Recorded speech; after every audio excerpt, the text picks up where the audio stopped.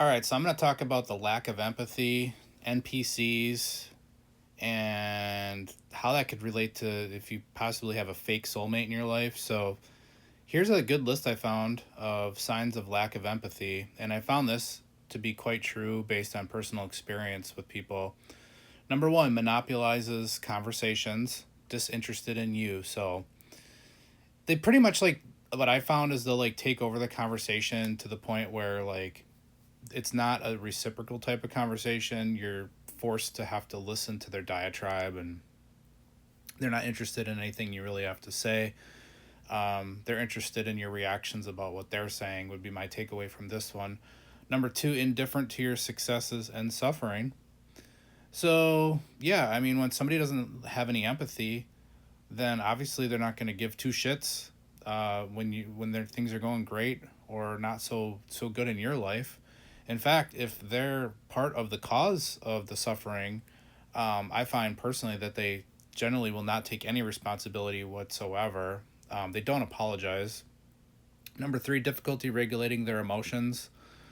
So yeah, like they're emotionally like flying off the handle, whether it's like yelling at you or hanging up the phone on you or just doing things in actions that are just absolutely ridiculous that people that have empathy wouldn't do.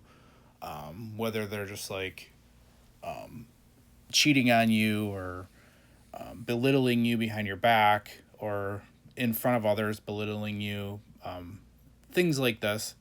Number four, self centered, one sided relationships. Well, yeah, it's all about them, right? Number five, disregards your boundaries. So, yeah, one thing about people that lack empathy is they don't understand individual sovereignty. They have this sense of entitlement that they're entitled to your time, your money, your energy. And as soon as you stop giving that to them and be in their private little piggy bank, then they're just going to try to break that boundary anyway because, again, they don't have any empathy. So, number six, won't compromise. Decisions must favor them, of course.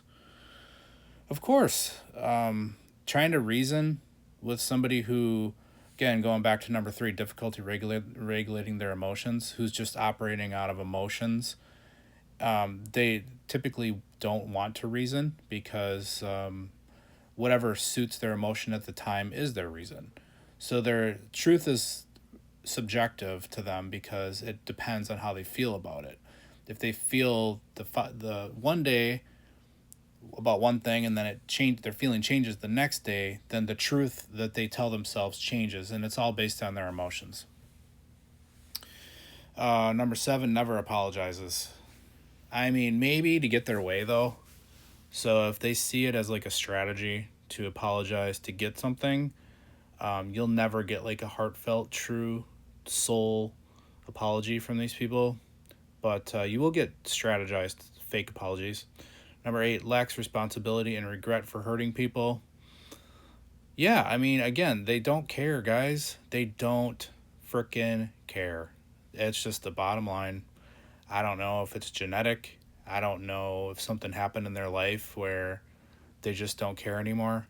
But they just don't. They just don't give two shits, and they'll preach a good game, like they'll make you think that they care, and all this, but when the rubber meets the road, they just lack responsibility and regret. And honestly, guilt and regret can be a good thing. Guilt is for people that have a conscience, so they don't do things or stop doing something. So there's been times in my life where I've been doing things that weren't good or ethical, and the guilt starts to come in, like we all have had, right? And then that kind of sets you straight. Like you're like, oh yeah, what am I doing? And then you set yourself straight. Well, these people don't have that. Number nine, very critical and impatient with people's emotions and problems. Well, yeah, because if people aren't suiting their emotional needs for what they view themselves to need emotionally, then they're not going to have patience because, again, they don't have care. And patience actually comes with care. Number 10, unaware of their impact on others socially. Yeah, I mean, It's kind of crazy though. I mean, honestly, I think these people don't even know that they have a lack of empathy. I think at the end of the day, they tell themselves that they do care, but they really don't. And they don't even know the difference, which is really sad for them. I mean, can you imagine not really caring, walking around but thinking that you do? And it's pretty nasty. All right, number 11, feels entitled to exploit people. Well, yeah, I mean, this is your classic using others to get what you want. Number 12, takes but won't share or reciprocate. Okay, this one I've noticed big time. So in dating especially, I've noticed that if people are not willing to like reciprocate in conversation, reciprocate in sharing things, whether it's food or this or that or anything really, you kind of get a sense where you kind of got to watch the pattern.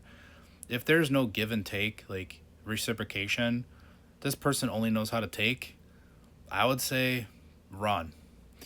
Number 13, other people's misfortune is their inconvenience.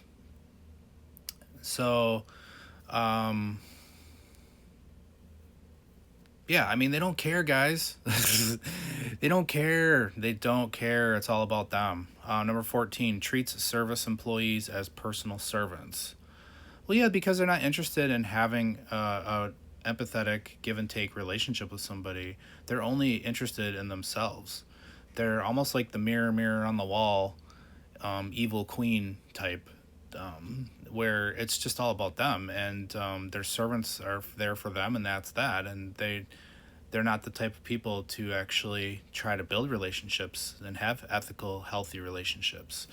So, how does this work in with non-player characters? Well, non-player characters in video games are AI, so they're not real. So it says here that a non-player character greets the player in the 2019 video game A Short Hike, just as an example. Howdy. So a non-player character is a character in a game that is not controlled by a player. The term originated in traditional tabletop role-playing games like Dungeons and Dragons, where it applies to characters controlled by the game master or referee rather than by another player. In video games, this term usually means a computer-controlled character that has predetermined set of behaviors that potentially will impact gameplay.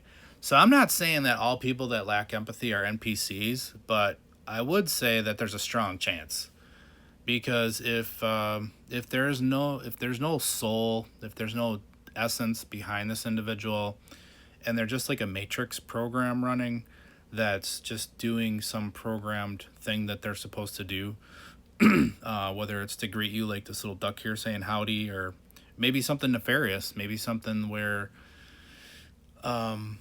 it's not helpful at all. Maybe they're there to hurt you. That kind of stuff goes on here, I do believe.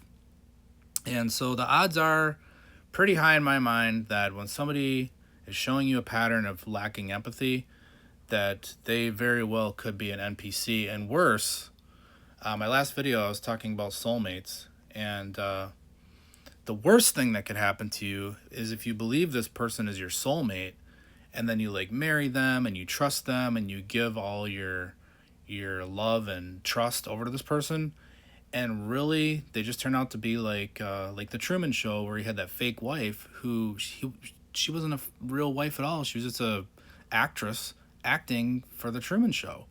And then his like best friend, who he thought was his best friend that he would go to and have private talks with, turned out to not even be a best friend at all. He was just a phony actor.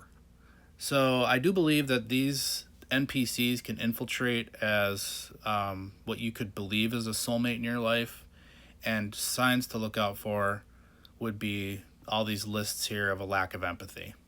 All right, that's the video. Have a good day out there.